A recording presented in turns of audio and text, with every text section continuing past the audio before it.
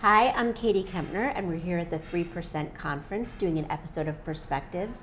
Perspectives is a series of inspiring conversations with remarkable working women who are leading busy and successful lives. And right now, I'm happy to be talking to Neisha Tweed, who is a creative strategist at Facebook. Welcome. Thank you for having me. I appreciate you. Thank you for stopping by.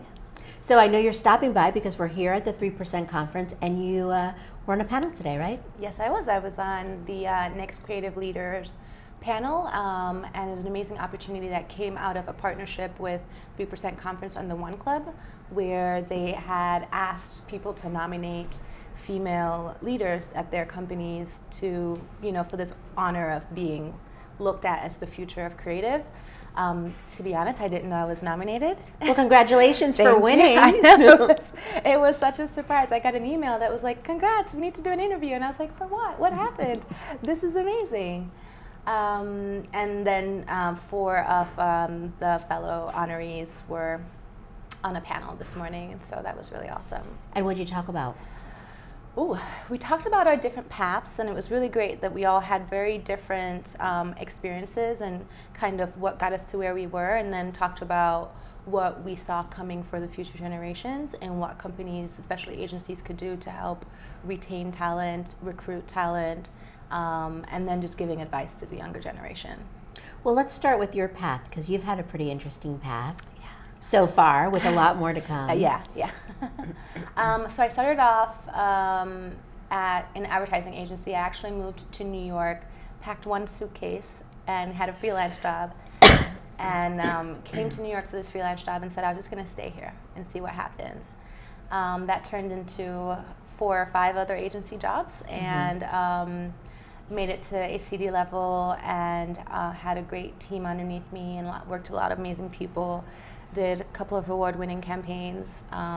Also got some awards for work that I was doing in the community, because I'm really big in diversity and inclusion and in mentorship and things like that. Then I took some time off, and then I started at Facebook just 4 months ago, actually. Yeah, So why did you decide to get out of advertising?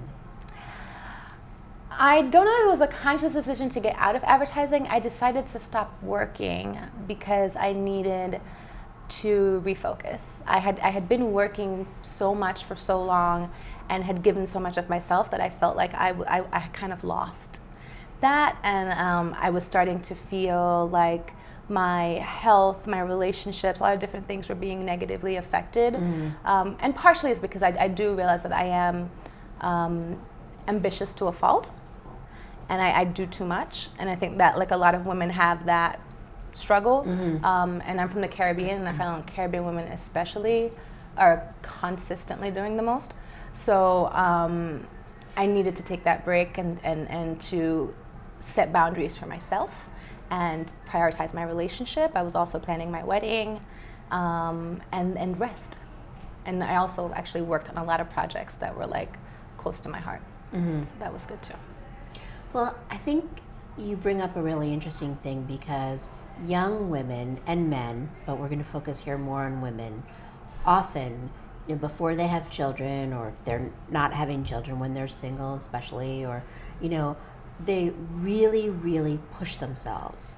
And this is a culture, especially in advertising, but in a lot of businesses, where you're told, you're shown, the example is you work really, really hard all the time. And then this is also a society where if you're a type A type of person, where it seems like you are, that push yourself, there's so many other things that you're told to be. And it's exhausting. And women that put a lot of pressure on themselves can find it especially exhausting. So you actually took a step back, which is something I think many people don't feel that they can do, and end up driving themselves into the ground. So do you have any advice for somebody that may think to themselves, wait a second, I'm listening to this and I'm realizing I need to take a break too? I think when you start realizing like that your health is being affected, take a day. And that's the first thing, and then give yourself that space. The 3 things to do is, number 1, don't be so scared everything is not going to fall apart. I think there's the fear that things at work are going to fall apart if you're not there, and there's the fear that you're not going to be able to pay rent or have groceries or whatever. You know what I mean? Like there's that kind of overall, well, I can't stop mentality. Number two, it's to really prioritize and ask yourself what's most important for you.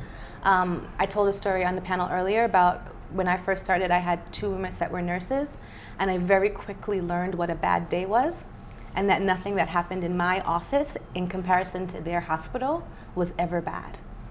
So once I was able to kind of, and I lose sight of that a lot, but when I would remind myself that no one's going to die if I don't finish this copy tonight. Go home and rest, you know what I mean? And the last thing is to make sure that you have a support system. I was very fortunate because I had my boyfriend, now husband, who was supportive of me making that decision to quit my job. I never told my mom. I never told her. She would freak out if she knew that because she would think it was reckless. But I put aside, 3 or 4 months worth of money on top of my savings, on top of my emergency fund, just to have for this.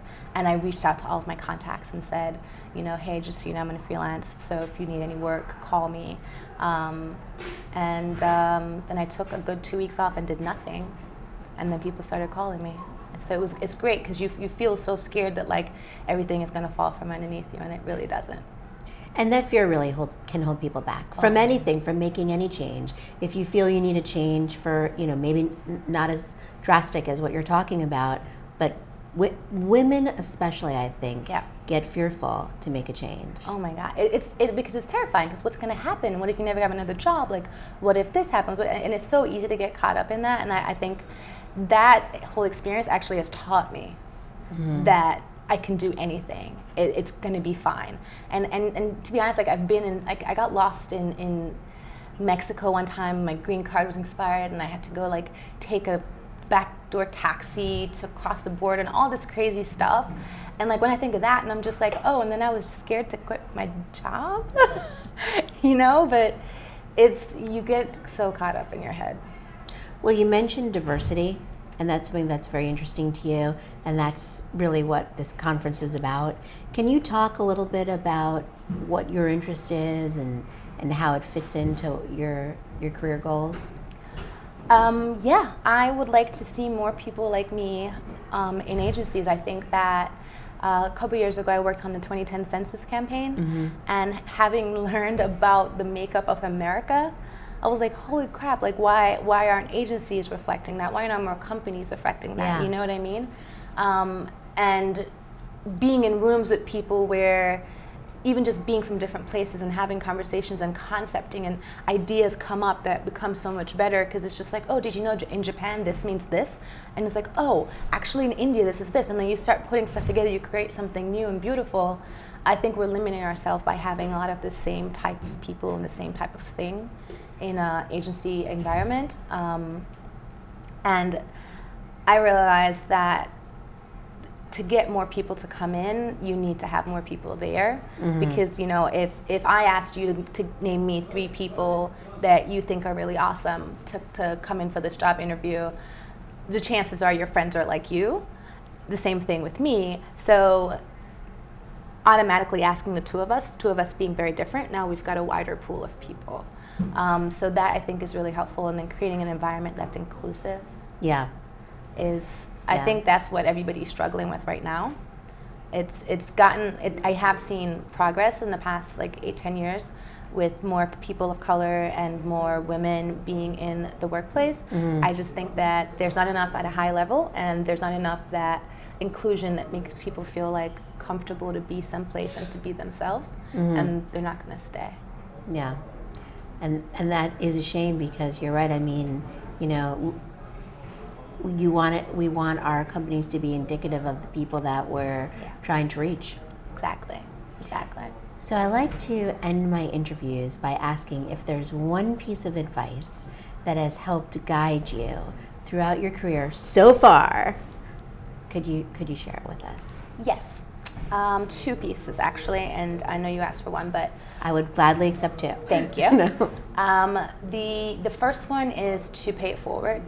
I do that with everything that I do. I'm always trying to be helpful, and you know, if somebody's just like, hey, I need a publicist, or I'm looking for this kind of job, or do you have a second look at my portfolio? I don't have a lot of time sometimes, but I carve out the time to do that. Or I say, I can't, let me introduce you to 2 other people who can. Like, I'm constantly trying to help other people, because that's how our community is going to grow. And that's kind of, you know, that's just good. That's just being a good person. And then the second thing is just don't be an asshole. That's a good one. I live by that, because it's easy, especially in New York, to like. But if you do that, then no matter how high you get, how far you go, you're going to always be in a great position. Well, that is a great place to end. Great advice. Thank you. It was a pleasure talking with you. Thank you so much, Katie. Appreciate it.